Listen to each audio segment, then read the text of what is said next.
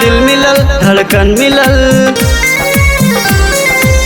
पहिले मिलन मनवा मगन, नैन के जादू चलल। लड़की हंसी लड़का जवान, दिल मिलल धड़कन मिलल, पहिले मिलन मनवा मगन, नैन के जादू चलल।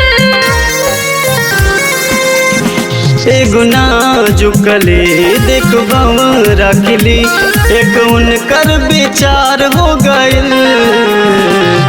पगला के पगली से प्यार हो गइल, चर्चे में ई समाचार हो गइल। कागज पाछा पाइल अखबार हो गइल, गाँवे घरे ऐसन प्रचार हो गइल। हाँ प्यार हो गइल।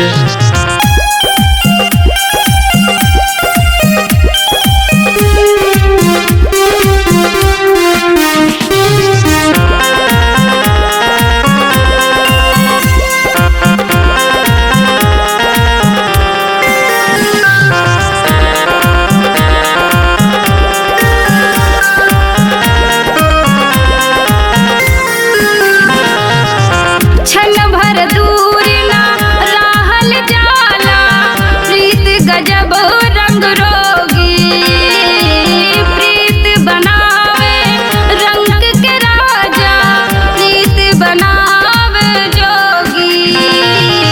क्षण भर दूर न रहल जाला, प्रीत गजब रंग रोगे, प्रीत बनावे रंग के राजा, प्रीत बनावे जोगी। तड़पावे तरसावे, नींद नैना में न आवे, तीर दोनों दिलवा के पार हो गइल।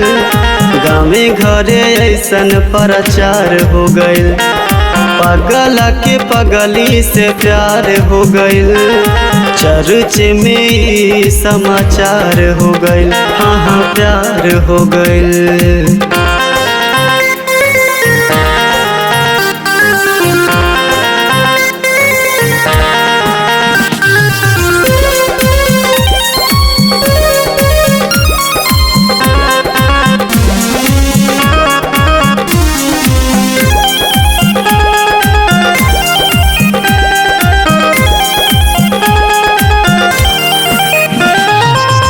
संजीव सोनू तू ही बतावा, ध्यान से सोचा विचारा, संदीप के अब कैसन होई जिंदगी के गुजारा।